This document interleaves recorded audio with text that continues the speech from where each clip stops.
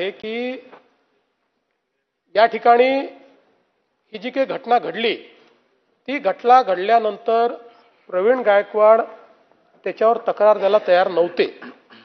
पोलिसांनी स्वतः पुढाकार घेऊन ही तक्रार नोंदवली, त्याच्यावर कारवाई केली। मूळतः झालेला प्रकार हा नॉन कॉग्निजेबल ऑफेन्स मध्ये बसतो किंवा cognizable offence bailable in police station मध्ये बसतो। तथापि याचं गांभीर्य लक्षात घेऊन त्याच्यामध्ये कडक सूचना दिल्या, कडक कारवाई केली आणि जे काही आरोपी होते त्या आरोपींना त्या ठिकाणी अटक केली। आता या आरोपींनी कधीतरी भाजपमध्ये प्रवेश केला होता।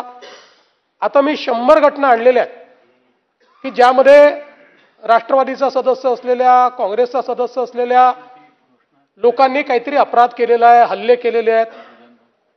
याचा अर्थ असा घ्यायचा का की राष्ट्रवादी शरद पवार गटानेच सांगितलं त्यांना अशा प्रकारची कारवाई करायला?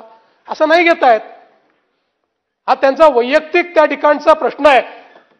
त्यांनी त्यांना सांगितलं की तुम्ही आता इतके वर्ष ती संभाजी ब्रिगेड चालते, आता हे नवीनच एक चालू झालेलं आहे, आता संभाजी ब्रिगेड चालते, तर यांचं म्हणणं आहे संभाजी ब्रिगेड का म्हणता, छत्रपती संभाजी ब्रिगेड का म्हणत नाही?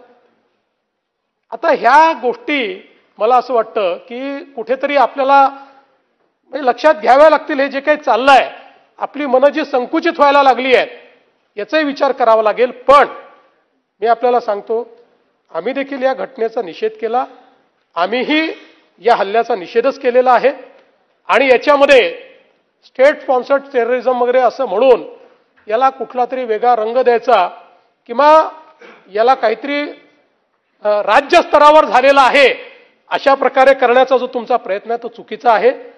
घटना चुकीची आहे, त्याच्यावर योग्य ती कारवाई ही खरं म्हणजे या ठिकाणी लावलेली आहे। म्हणजे मी खरं आपल्या लक्षात आणून देतो की आमचे चंद्रकांत दादा सोलापूरमध्ये होते, त्यांच्यावर शाई फेकण्यात आली होती आणि त्यावेळेसही मागणी केली मकोकाला। चंद्रकांत दादांनी सांगितलं मला याच्यामध्ये तक्रार देखील द्यायची नाही। ठीक आहे, त्यावेळेस मग जी काही कारवाई यांच्यावर झाली तेवढीच कारवाई त्यावेळेस झाली। आता चंद्रकांत दादा काही लहान माणूस नाहीच आहे ना, त्याच्यामुळे मला असं वाटतं की कुठल्याही परिस्थितीमध्ये अशा प्रकारे याला स्टेट स्पॉन्सर्ड टेररिझम वगैरे म्हणणं हे काही योग्य नाही आहे।